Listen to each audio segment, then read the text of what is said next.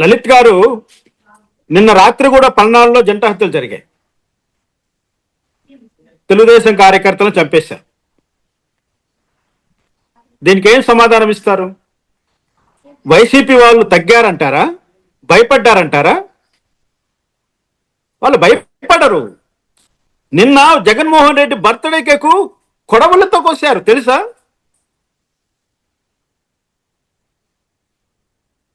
దాని అర్థం ఏంటి? దృష్టిలో పెట్టుకోండి కూటమి నాయకులు.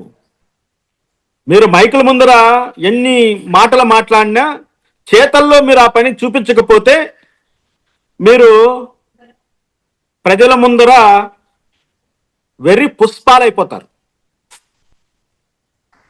రెడ్ శాండిల్ పుష్ప కాదు, వెర్రి పుష్పాలైపోతారు. నవ్వుకుంటారు ఇంకా ఇంకా 6 నెలలు పోతే మిమ్మల్ని చూసి.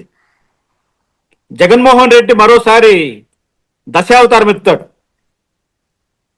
వీళ్ళు ఏమాత్రము ఈ విధంగా లేదా మీ నోటికి తాళం వేసుకోండి. మీరు చెప్పేటువంటి అభివృద్ధి మాటలు చెప్పండి. అమరజీవి జలధార ఓపెన్ చేస్తున్నాం, ప్రతి ఇంటికి మంచినీరు అందిస్తాం, మీ ఆరోగ్యానికి భరోసా ఇస్తాం, మీకు కూటమి ప్రభుత్వం అండగా ఉంటుంది చెప్పండి. ఎస్, హౌసింగ్ కార్పొరేషన్ ఇస్తున్నాం, 1 సెంట్లో మీకు ఇంద్రభవనం కట్టిస్తాం,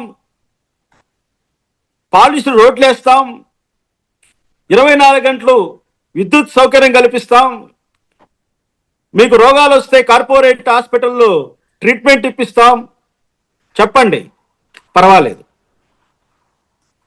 మరొక్కసారి జగన్మోహన్ రెడ్డి ఈ మాట మాట్లాడితే చీరేస్తాం అని మాత్రం చెప్పకండి.